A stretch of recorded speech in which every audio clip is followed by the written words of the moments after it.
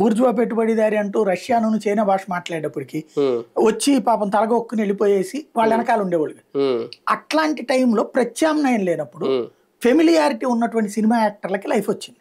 జయలలిత, ఎంజీఆర్, జయలలిత, ఇక్కడ ఎన్టీ రామారావు, ఇట్లాంటిది ఒక అవకాశం వచ్చింది. It's enough. ఆ తర్వాత ఇప్పుడు రాజకీయ చైతన్యం చాలా ఉంది మన సమాజంలో.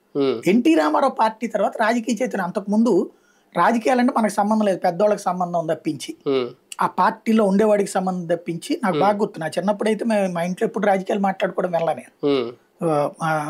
ఏది ఇద్దరిళ్లలో అటు అమ్మ వైపు వాళ్ళైనా ఇటు నాన్న వైపు వాళ్ళైనా 10 మంది పెళ్లిళ్ళప్పుడు ఫంక్షన్లప్పుడు కాదు సెలవులప్పుడు కలుస్తుండే వాళ్ళందరూ. ఒక చిన్న సైజు ఫంక్షనే మాకు 40-50 మంది కూర్చునేవాళ్ళు. ఈ పెద్దోళ్ళందరూ 20-30 మంది ఉండేవాళ్ళు. కానీ ఎప్పుడు కూడా వీళ్ళు అవి ఎక్కువ మాట్లాడుకునేవాళ్ళు కాదు. ఏ ఎలక్షన్స్ అప్పుడు ఒక మొక్క మాట్లాడుకోవడమే తప్పించి పెద్దగా మాట్లాడుకునేవాళ్ళు కాదు.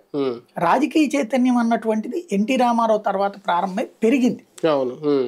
ఇది తర్వాత ఏమైపోయిందంటే సినిమా హీరోలు అభిమానం వేరు, రాజకీయం వేరు, జనంలో తెలివితేటలు ఎక్కువ వచ్చేసి అన్న విషయం అర్థమవుతుంది. ఇవాళ సినిమా హీరోని చూసి ఓట్లేసేటటువంటి పరిస్థితి కాదు.